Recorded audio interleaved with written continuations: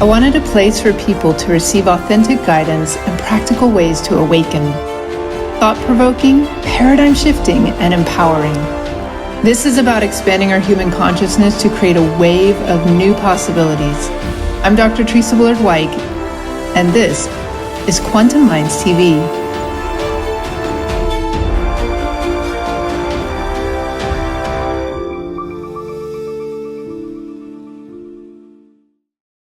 Welcome to Quantum Minds TV, where we take a deep dive into various perspectives on what it's going to take to create a shift in human consciousness. Today on the show, I'm very excited to have Billy Carson joining me. Billy is the founder and CEO of Forbidden Knowledge TV, as well as the best-selling author of the Compendium of the Emerald Tablets and Woke Doesn't Mean Broke. He's also the winner of the 2022 Stellar Citizens Award. And Billy's earned a certificate of science with an emphasis in neuroscience from MIT, as well as a certificate in ancient civilizations from Harvard University. And among his many notable achievements, Billy is also the CEO of the First Class Space Agency based in Fort Lauderdale, Florida, which is involved in research and development of alternative propulsion systems and zero-point energy devices. So welcome to Quantum Minds TV, and thank you for being my distinguished guest today, Billy. It is a pleasure to have you. Thank you so much. I've been looking so forward to this. I'm so happy to be on your show. Wonderful. So something I've been thinking about a lot these days is, what is it really going to take to create a shift in collective consciousness of humanity? And I truly believe that it starts within us as individuals, and then from us, it flows out into the world and our interactions with others. And one of the key things that you and I have been discussing that is part of that is, there's a couple really important things that we need to make in shifting ourselves as individuals and then shifting as a collective.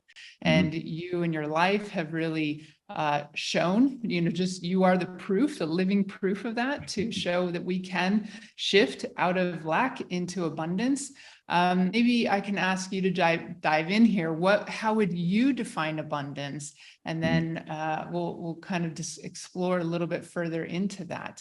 Well, abundance is a very tricky topic because depending on a person's context and perspective, a lot of people tend to think that it means you're talking about being extremely financially wealthy, and that you have all the things money can buy and so forth and so on. And you've got expensive cars and expensive houses. That's only one tiny aspect of abundance.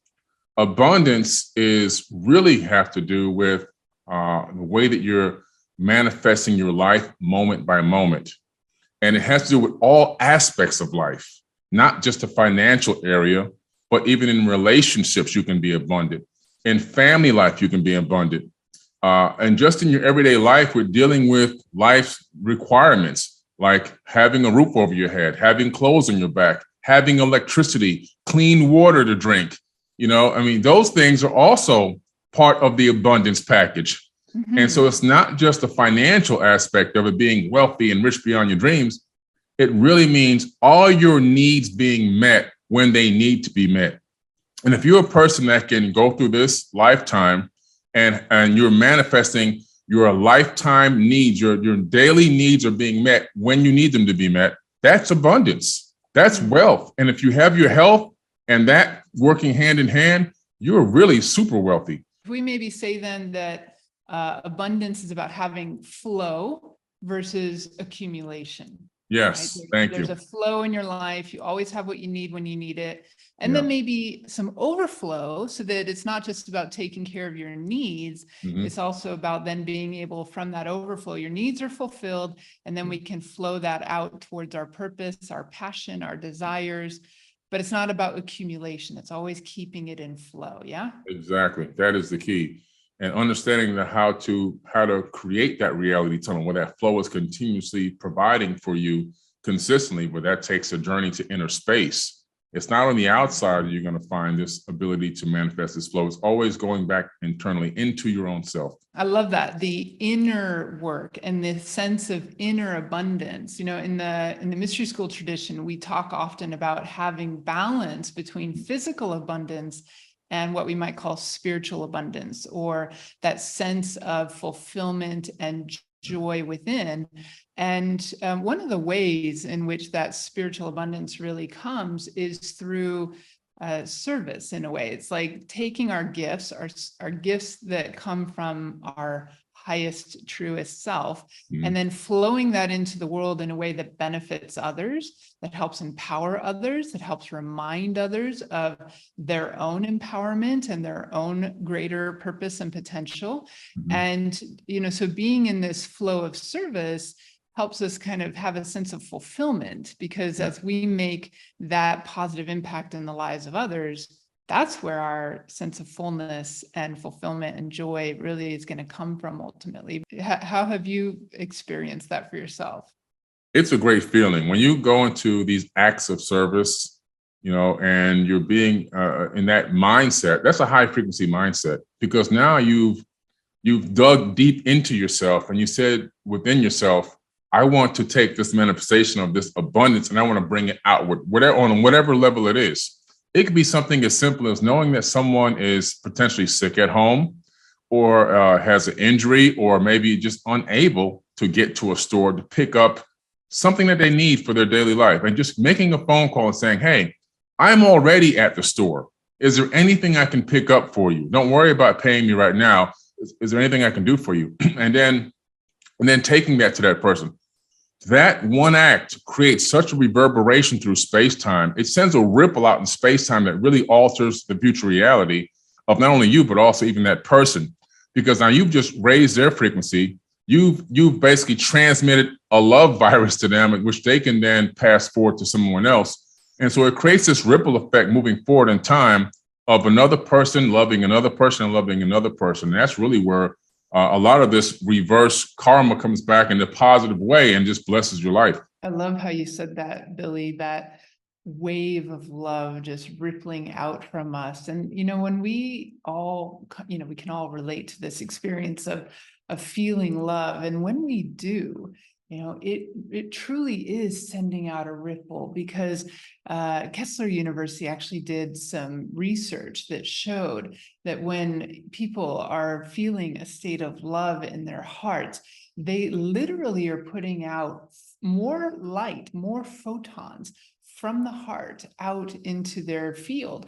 And it's like 10,000 times more lumens or energy coming out from the heart than what we would have at a normal resting state.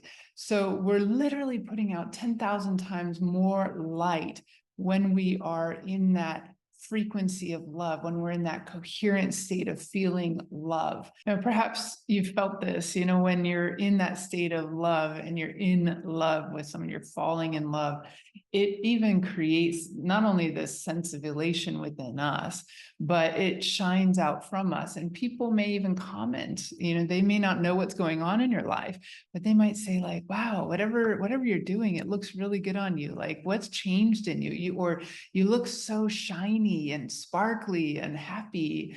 And this is the way in which people feel that energy of love emanating out from us, even if they don't know what's going on within our lives.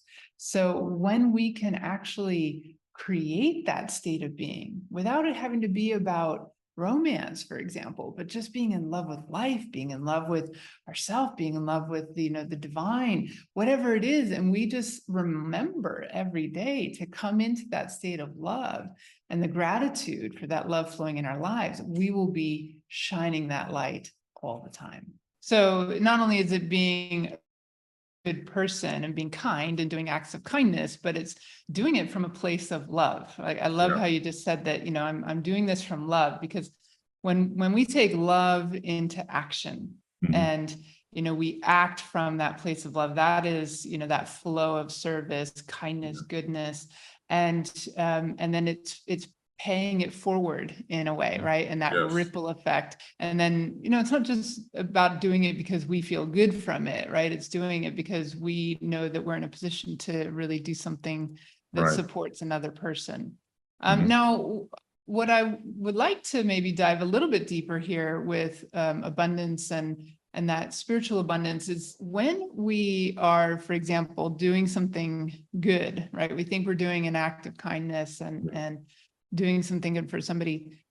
How can we do it in a way that is not just helping them feel more comfortable in life? Because maybe sometimes they need a bit of a push, they need that empowerment and to be pushed out of their comfort zone. Mhm. And we want to support from a place of love. We want to support their growth. Yeah. But sometimes they don't want to be pushed, they want to stay in the comfort zone. So sometimes that service isn't necessarily making people feel more comfortable or Mhm. better. Have you ever encountered any examples of having to bring that tough love? Oh, absolutely.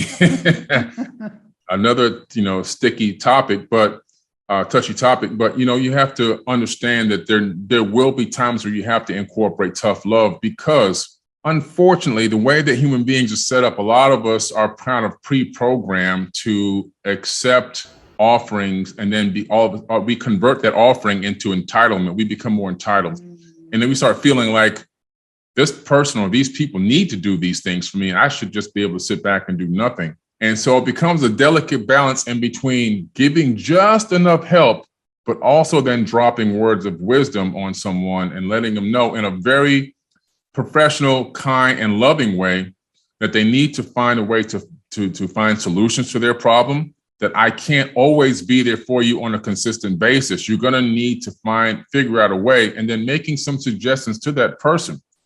Now, what I found before in the past, when I ran into these situations, some people have taken my advice and blossomed and done very, very well and thanked me for it. Some people, ego got in the way, unfortunately, and they couldn't take the esoteric wisdom. They couldn't take the knowledge. They couldn't take the understanding that what they're doing is actually using people instead of trying to find a way to save and help themselves. So unfortunately, those people, after the third or fourth time of me trying to assist them and help them and give them potential solutions that can resolve their situation, I realized that at that point, you have to cut them off. Not cut them off as if you're completely blocking them out of your consciousness.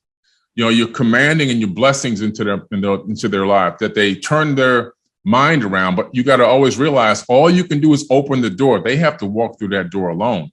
And so you've opened the door for them. You've sent them love, you've sent assistance, and now all you can do from a certain standpoint is continue to send them a frequency of love. And then at some point in their life, maybe they'll turn around and begin to work for themselves and realize that they are their own savior. Yeah, that's great. I mean, and this is one of the big things that we're running into in our world today is there is so much entitlement happening. Oh, yeah. And, by working hard, by overcoming challenges, that's what makes us stronger. That's what develops the character.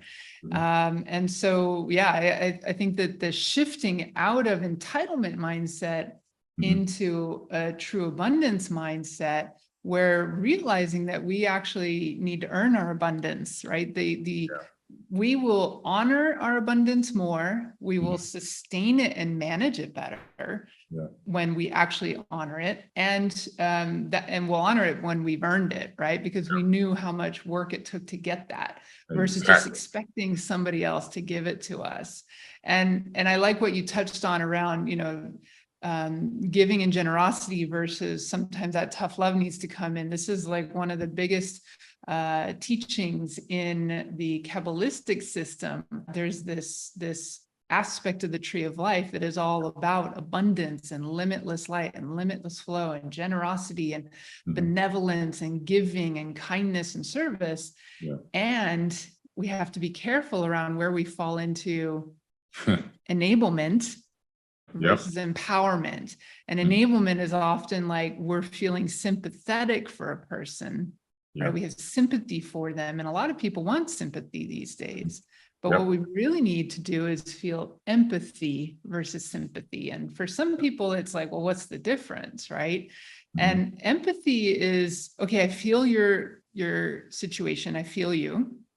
I can empathize with that situation. And I know that in this challenge is an opportunity for your growth. And you are the one who has to, put in that effort to walk through that door towards your growth. I can help you, but you have to do it, right? Exactly. Whereas sympathy is like, I'm so sorry, let me take your pain away. There's an attachment to the person's condition. If you give away all of the Lego blocks to your castle that you built to everyone else, you'll look down and realize you don't have a castle anymore.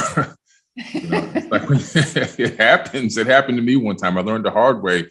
When you get on an airplane, right before they take off, the stewardess has the little video that comes on and they demonstrate what happens if if you lose compression in the cabin, then the oxygen mask will drop. And they'll tell you, make sure you put your oxygen mask on first and make sure the oxygen is flowing before you help anyone else. And I learned a lot from that just being on the airplane. And I realized, wow, that makes so much sense in life.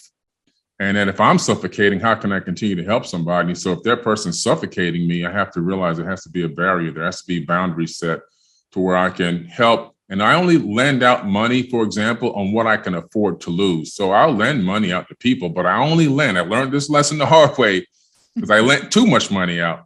I only lend what I can afford to lose. And I've learned now to be able to actually say no. Yeah. And that's so important. Like when it comes to having really healthy boundaries, both with ourselves and with our relationships, we have to know when to say no and when to say yes, right? It's not always no. We don't want to have walls up, but it's also not always a yes where we have zero boundary, right? Because that just allows people to walk all over or take advantage. So ultimately it comes to recognizing, if we're finding ourselves in a situation where it doesn't feel balanced, whether in a relationship with others, we're giving too much, we're finding ourselves being depleted or taking advantage of, and that can lead to bitterness or resentments. Ultimately we need to look at ourselves. Where did I help create that pattern? Where did I help create that situation, right? Exactly. We all feed into everything. So we're actually becoming part of the system that's creating that person's reality and their belief system by our participation or collaboration with them, with good or bad. And we have to realize that. And every decision we make is going to have a consequence, whether it's a good consequence or a bad consequence. And so that, that brings us to another topic that I'm sure we're going to dive into, which is around victimhood, being a victim to the circumstance and what that person did or what those people did versus recognizing our own personal responsibility.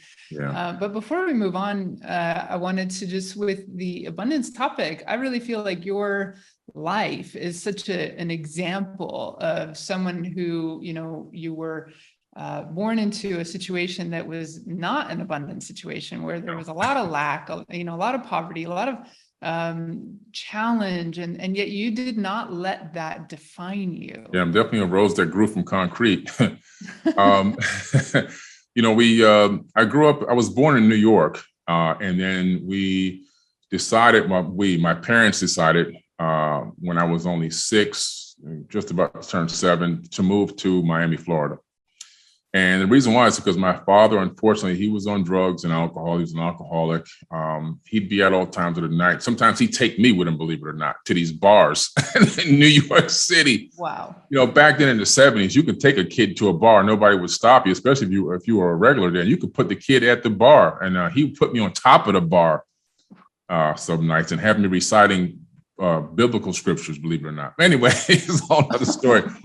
My mother got fed up with all this. She said, okay, we're going to move to Miami. And I'm thinking, okay, this would be a fresh start. Then we went to Miami and I was like, I don't think this is a fresh start. We went to this hardcore ghetto in Miami called Opelika, a kind of a unincorporated part of Dade County, where there was actually a steel gate around. And it's funny because it's in the shape of a triangle. Right now, we talk about pyramids all the time. Inside that triangle, called the Bermuda Triangle, inside of the city of Opelika, was where the majority of the crime, the murders, the killing, the drug dealing, the drug addicts, the prostitution, everything was in that triangle. And we lived in the triangle. And the cops wouldn't come in there. I mean, they knew better. They wouldn't even come in there. You couldn't even get any help. And, it was really, really dangerous. The crossing guards would rob us on the way to school. That's how bad it was. The crossing guards, the school, if you had money, they'd take that. If you had food, they'd take your food. So we had to figure out a way to go around the back side and come in through a side gate of the school to avoid crossing guards just to get to school so we can have our lunch. And then at night there'd be bullets hitting your house from all the gun battles. And so we'd sleep on the floor some nights. That way the bullets wouldn't hit you or kill you while you're in bed. You sleep on the floor behind a pillar, a solid beam that went across the floor. And so it was a real wild ride. And during this time, I was, just wanting to go outside and get ice cream from an ice cream truck. That was my only sense of, normal life. But I couldn't even do that. We had no food to eat. We were eating matzo crackers and butter. We were eating Cairo syrup and toast, powdered eggs and all this kind of stuff, government cheese. And one day I just took all my toys and I sold all my toys door to door for donations just so I can have money for the ice cream truck. This was at the age of 7. But that was an amazing moment for me because I realized at that moment that there was nobody coming to save me. I literally said it. I said, there's nobody coming to save me. I can do this on my own. I can do this. Mm-hmm. This was a good example for me, just going door to door, asking for money, but providing something for the money, not begging, but still providing something for the money, giving away my toys, which I realized I didn't need them anymore. And having that money in my hands, I was like, wow, there's a way out. I realized at that moment that if I can keep this mindset, I'm going to get out of this situation. I'm going to escape this because I told my mother I don't belong here, and she knew it. And so instead of taking the mindset of accepting that reality and accepting the condition and accepting I'll probably never get out of here and I'm going to live like this forever, my mind went in the opposite direction. Hey, I can get myself out of here. I can put a plan together and I can get myself out of this situation. At some point in the future, I don't see myself here anymore. So I started focusing on solutions instead of focusing on the problem. The problem was all around me. Didn't have to think too hard or look too far to see the problem. But what solutions can I provide for myself? And when I started focusing on solutions and then making plans, then I started just escalating out of that situation. And by the time I was 16, I was already on my own, running a business, still going to school, graduated, and all that on my own.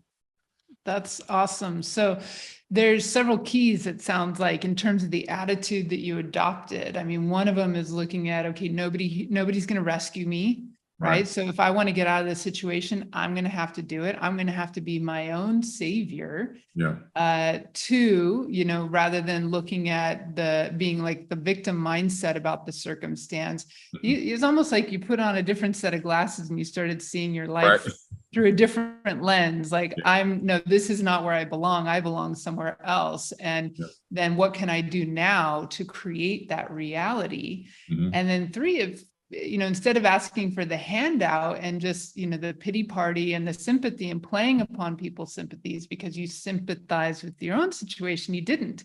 You stepped into that empowerment and said, okay, I'm going to raise funds, but I'm going to do it through some form of exchange, right? Right. Bringing something to the plate where you then would receive an exchange for that. And then just the positive attitude, right? Problem solving versus focusing on the problem. We focus on the solution. So those are some amazing keys that you've just shared there for people. If anyone is in a situation, I mean, if you could do it, anyone can do it. It's just that mindset needs to shift, right? That's all it is. I mean, I looked at the situation I was in. My brother, who's only 1 year younger than me, born in the same month, both born in September. And he went, when the fork in the road came, he went this way. He ended up doing 10 years in prison for robbery and attempted murder. We both grew up under the same exact conditions. And I'm not putting him down. I love him to death, but I'm just showing you, you can grow up in the same exact condition, the same exact situation, but a slight change in the mindset and the way you see the situation can send you down a totally separate road, which I went down the opposite road. And my road took me to where I am now. And so I look back and I go, wow. And I realized something.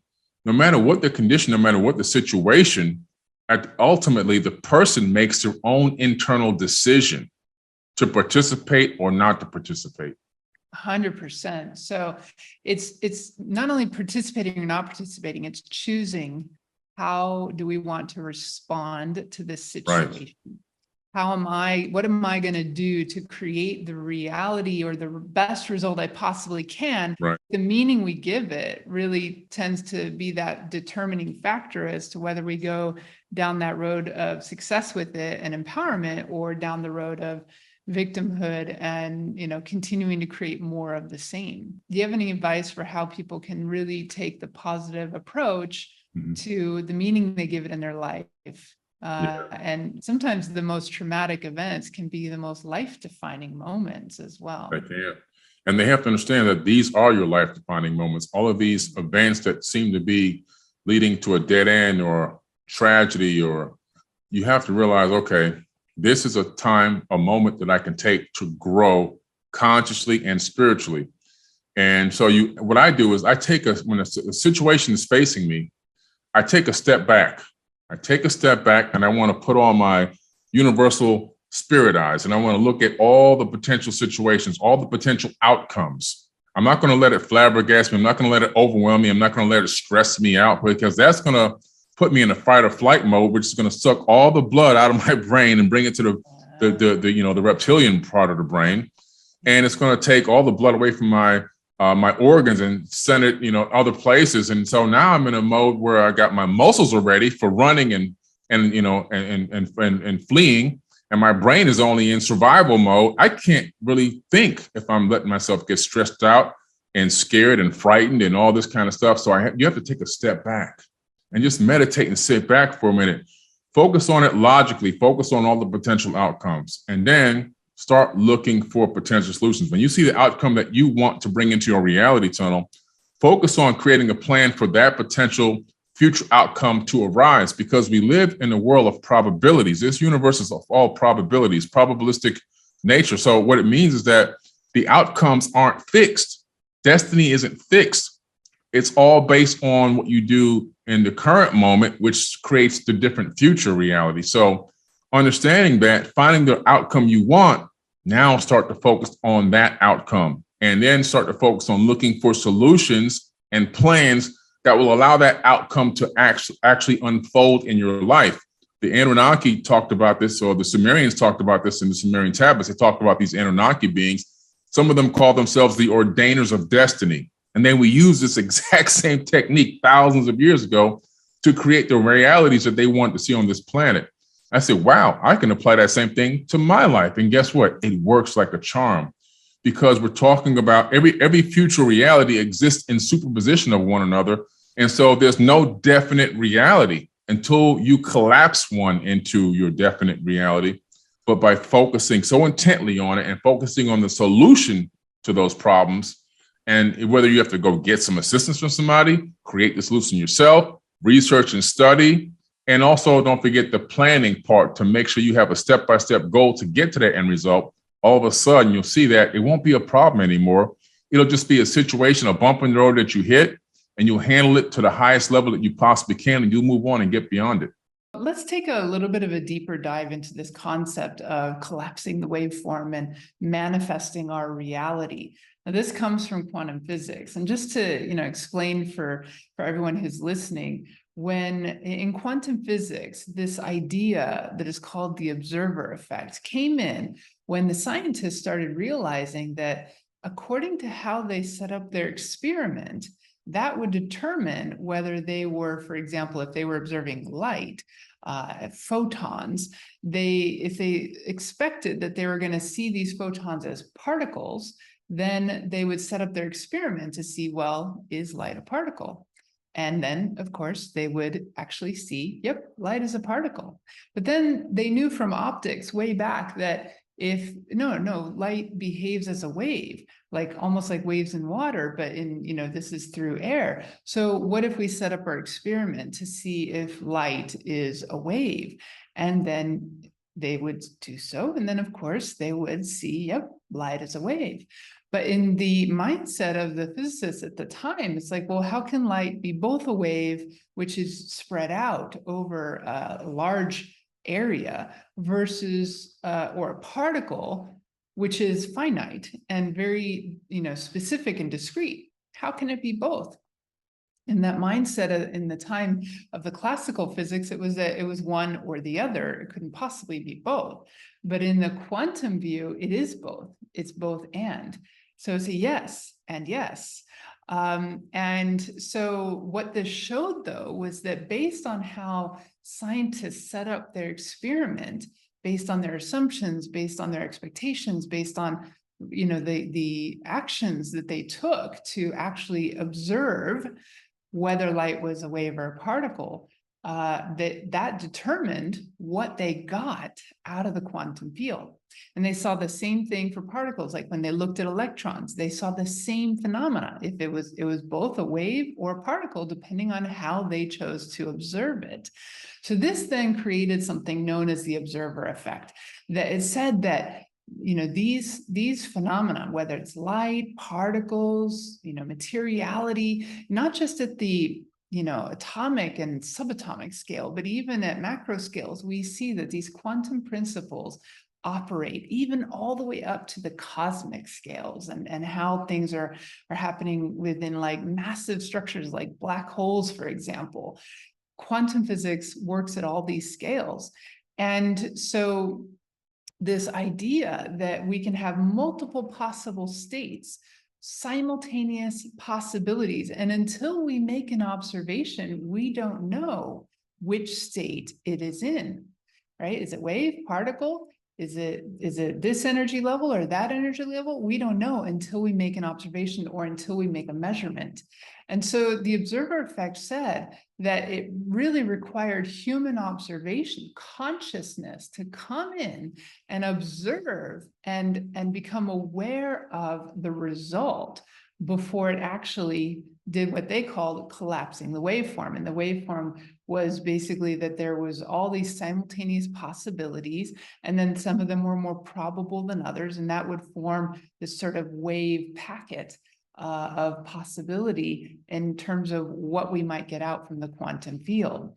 And so the key here is that the quantum realm has many possibilities, many probabilities. Reality is not fixed.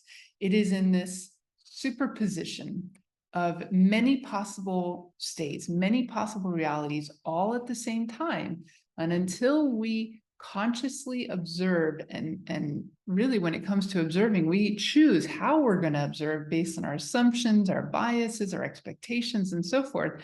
So this informs the quantum field, and then the quantum field gives us back kind of what we're expecting. So this makes us really sit up and pause for a moment and say, well, what are my biases?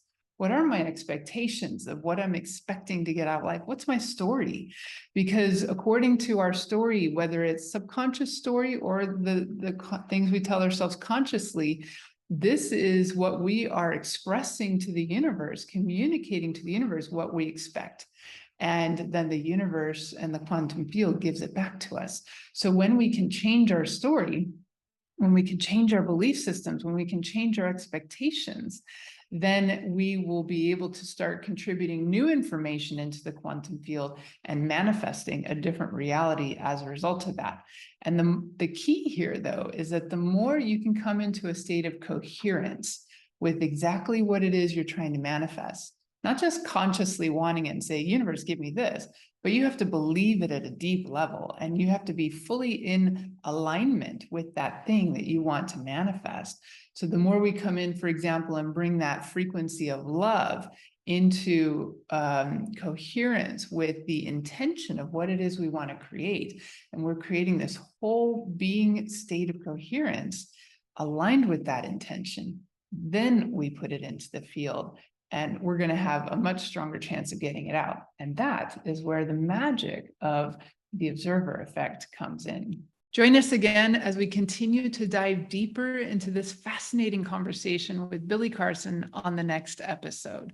This conscious conversation was created, produced, and recorded by Dr. Theresa Bullard-Wyke in collaboration with Billy Carson and edited by Verse Content. The theme music was created by Tim Mountain of Even Load Productions. Quantum Minds TV is a product of the Quantum Learning Academy.